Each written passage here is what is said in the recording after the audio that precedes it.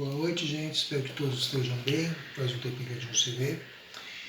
Eu pedi ao pastor, ele pediu para passar uma palavra, eu fiz por escrito e depois eu vi que era por vídeo. Então eu vou estar lendo a palavra que eu escrevi e vou estar comentando com vocês. A palavra que eu dei é uma palavra muito relacionada com a pandemia. Tanto que o título que eu dei para essa palavra é Pandemia na Babilônia. Ao passar por esse período de pandemia, muitos pensam nela como um ato de Deus, considerando que este seja um ato maior, já que o que acontece passa pelo Criador, seria um ato de conserto ou de punição. Se a gente pensar, todo ato é ato de Deus. Então a gente falar que isso é um ato de Deus, não é. É mais um. Só que a gente tem que entender se é para conserto da gente ou para punição. No meu caso, eu penso que sejam os dois. Quando eu resolvo pegar a Bíblia e me situar em um caso parecido, me achei ao ver o livro de Daniel. Mas ao contrário dos que, quando vem Daniel, apenas na cova dos leões, me vi todo o quadro, chegando à história dos três amigos de Daniel, que ficaram conhecidos na Babilônia: Mesaque, Sidraque e Abednego. Agora vocês vão pensar, o que tem a ver Daniel com a pandemia? Tá? Eu vou estar comentando sobre isso. Quando a Babilônia foi invadiu Israel, a parte do norte já tinha desaparecido, só restava um pequeno reino, chamado Reino de Judá, que tinha as tribos de Benjamim e havia a tribo de Judá. E já era um pessoal, o último rei, ele já não estava mais preocupado em adorar o Senhor. Ele adorava vários deuses, só que tinha sacrificado filhos no fogo, então era Moloque, então era uma bagunça. E apesar de você falar assim, mas não tinha ninguém que abria a boca? Sim, tinha muitos que abriam a boca. Principalmente profetas. Tinha o final da profecia de Isaías, e tinha também, principalmente, o profeta Jeremias, que previu que a Babilônia estaria invadindo Judá. Muito bem. Esse povo foi colocado, quando Nabucodonosor invadiu Judá, ele colocou o povo em uma liberdade controlada. O povo podia comerciar se tivesse apoio da Babilônia. O povo podia sair, viajar se tivesse autorização dos governantes da Babilônia, e assim por diante. Então tinha uma liberdade controlada. A mesma liberdade controlada, que se você pensar, lógico, nos diversas proporções, a mesma liberdade controlada que nós estamos tendo hoje. Para sair, você tem que ter máscara. Então, como eu estava falando, para sair, você tem que ter máscara. Para você entrar numa loja, você tem que às vezes pegar uma fila, porque não pode ter aglomeração. Então é isso que a gente chama de liberdade controlada. Você pode ir? Pode, mas você tem que seguir uns padrões mais rígidos, né? Então esse povo foi colocado sob uma liberdade controlada por Nabucodonosor, pela Babilônia, e foi tirada principalmente muito da força de trabalho. Por quê? Porque boa parte toda a parte de Judá foi devastada. Boa parte dos agricultores foram levados para a Babilônia. Boa parte dos comerciantes foram taxados de um jeito que perderam quase tudo. Se você pensar bem, muita coisa é muito parecido. A única diferença principal entre aquela época e essa é que naquela época veio o vírus da China. Nessa época veio um vírus da China. Naquela época veio um general da Babilônia. Então, Deus usou de ferramentas, tanto de uma época como de outra, mas foi o mesmo tipo de ferramenta para cuidar e consertar um povo que tinha virado as costas. Você pode falar, eu não virei as costas para Deus. Se você disser que você está seguindo seriamente a palavra de Deus, ponto a ponto, sem falhar nenhum ponto, então, amigo, eu te desejo boa noite, desliga esse vídeo. Agora, se você que está procurando acertar, continuando. Se você é quem eu, então vamos continuar pensando. Tanto a economia de Judá, como a economia de todo o mundo, inclusive, está complicada. Está muito complicada. Ou nós voltamos a trabalhar, ou nós vamos quebrar.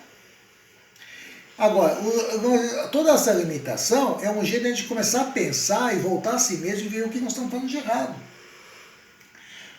Ó, vamos ver, o povo é lembrado por voltar, por exemplo, o povo é lembrado, gente, né, por Deus, por quê? Você pensa assim, pô, é punitivo isso aí? Vamos analisar um pouco. Olha o que nós estamos fazendo.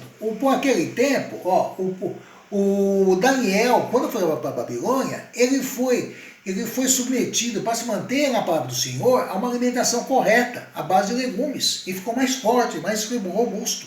E resplandeceu perante o rei da Babilônia, através da sua ação, ele e seus 3 amigos. Nós aqui fomos obrigados a fazer coisas que nós fazemos todo dia. O quê? Lavar as mãos. Passar o álcool é uma coisa a mais, mas o simples lavar a mão, se toda hora que eu viesse na rua lavasse na mão, talvez não tivesse nesse ponto. Se repararmos, há um paralelismo muito interessante. Então Deus fez voltar o simples para a gente começar a ver o simples de atitudes e ver o simples da nossa alma. Muito bem, né? Então o que acontece? Além disso, agora, se nós pensarmos aqui, ó, o povo, nós tivemos que pegar e chegar a um ponto, como Mesaque e Abednego, os amigos de Daniel, gente, mostrar que eles se despegaram, resolveram recusar adorar um ídolo. Será que para manter-se fiel a Deus? Por que nós estamos presos em casa? Justamente, gente, para nós voltarmos a fazer coisas assim. Nós estamos pegando, revendo aqui, ó, nós estamos pegando, vou aqui, ó, o povo confinado ao cativeiro na Babilônia voltou a cultuar o verdadeiro Deus em comunidades que eles estavam dispersos. Nós pegamos, gente, em casa, nós estamos voltando a ler a palavra, ouvir a palavra na internet e procurar comunhão por celulares. Às vezes, gente, a gente está sempre assim, dificilmente, eu tive uma época na igreja que eu falava, quando tinha o máximo mais importante, era a mensagem, ou chama torpedo, eu falava todo dia com os irmãos. Eu fiquei 3 meses, pelo menos eu falava com um irmão por semana, um irmão por dia, às vezes 3 irmãos por dia. E hoje em dia, é muito raro. Então isso aqui forçou a gente ver como é importante a comunhão. Vou ler uma parte que eu escrevi. Isto, apesar de ser uma lei, para se tornar um alerta, o povo foi provado, através dos amigos de Daniel, a serem jogados em uma fornalha por se recusarem a adorar um ídolo. Será que estamos prontos para recusar adorar ídolos que surgirão nessa pandemia? Que ídolos seriam esses? Drogas salvadoras, incentivos do governo, promoções em lojas, salvadores da pátria? Será que nós vamos pegar, vamos falar assim, isso não é tão importante, se não tem coisas mais importantes? Ó, os três, na época da Babilônia, viram o ídolo do rei, que ele obrigou todo mundo a se ajoelhar perante ele, o rei Nabucodonosor. Eles se recusaram e resistiram para não regar a adoração dos pais dele. Eles seguiram uma coisa até que está muito em voga na igreja, através de um livro que foi promovido, que é até que nada mais importe. Eles chegaram até nisso. Né? O que vai lembrar é que eles tornam marcos de uma coisa que vinha depois. E eles pegaram, eles se submeteram a um sacrifício total.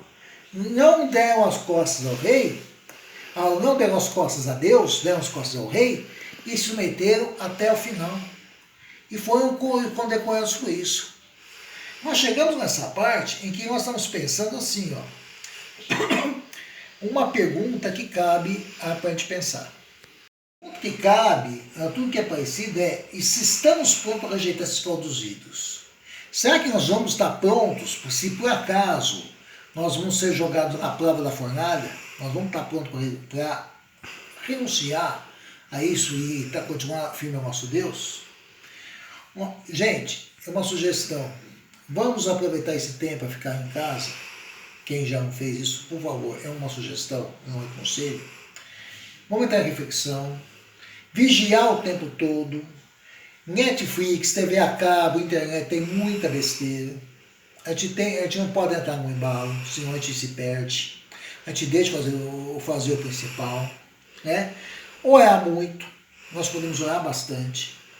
Você está com a sua família, você está com algum irmão pela internet, pode fazer isso também. E ficar pronto, porque talvez um dia você vai ser jogado na fornalha. E se você ficar pronto, jogar a fornalha, pode ser que no meio da fornalha, como os 3 amigos de Daniel, vai ter um Deus lá te esperando. Tá bom, gente? Deus abençoe. Obrigado pela atenção. Cuide-se.